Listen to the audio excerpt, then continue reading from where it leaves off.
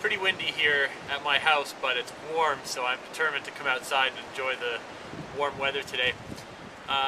Maybe you didn't know this, but April is National Stress Awareness Month. And I've been meaning to do this blog post for a while, and I thought, well, Stress Awareness Month, this kind of falls right into play. And I have to give some credit here to Tim Ferriss, the author of The 4-Hour Workweek. Great book. If you haven't read it yet, you should pick it up.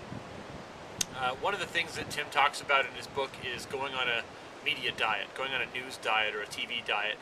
And when this came up in the book and I was reading the book, I thought, oh yeah, that sounds really good. You know, the news is a depressing part of anyone's day, and most people don't realize that on the news these days there are 13 negative stories for every one positive story, and most of the positive stories have some type of negative undertone or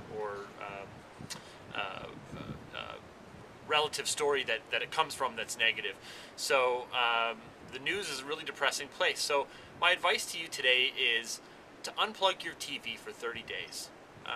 When Tim Ferriss suggested I do this, or when Tim Ferriss suggested this in his book, I didn't really give it a whole lot of attention. And then not a week later did my satellite service go out. And I had some trouble with the satellite company to the point where I just said, you know what, cancel my account. I don't want the TV anymore.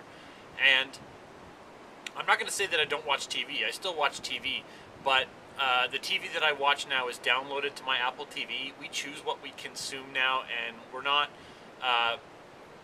stuck watching whatever's on. So we're more productive. We read, we watch movies, we play Scrabble. We do a lot of things that we wouldn't do if the television was just there and running.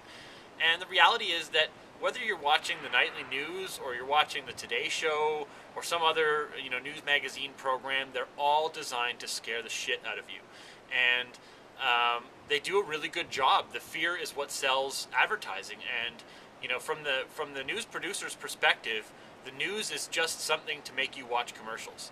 And people don't really realize that in this day and age. They think the news is some service that's there to provide them with information, and it really isn't. And I challenge you to ask yourself, when was the last time the news really helped you?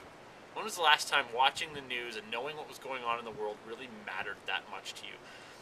And the other thing that I want you to take away from this is that if you stop watching the news, you're actually going to be a more interesting person at parties and in conversations, because people will say to you, did you hear the latest news, or did you hear about this? And you're going to say, no, tell me. Give me your perspective. I don't know. I don't know this story. I haven't been watching the news. And people love to tell you things that they've seen and picked up on, and you'll almost get this filter. The only thing that you'll get from people is the stuff that they think you really need to know. And if something drastic happens, if something crazy happens, you'll find out about it. Someone will call you. You'll need anything that you need to know, you'll find out about. But I challenge you, take 30 days. You want to take it, easy. Say, I'm not going to watch the news, I'm not going to read the news, I'm not going to consume the news on the radio for the next 30 days. If you want to take it to an extreme like I have, say, I'm not going to watch TV. I'm not going to watch anything that I didn't choose to download and consume, or didn't choose to consume for 30 days. And you might wind up like me. I had started this exercise in October of 2009, and I still haven't watched TV or the news, and frankly, my life is 100 times better for it. So I hope you do the same.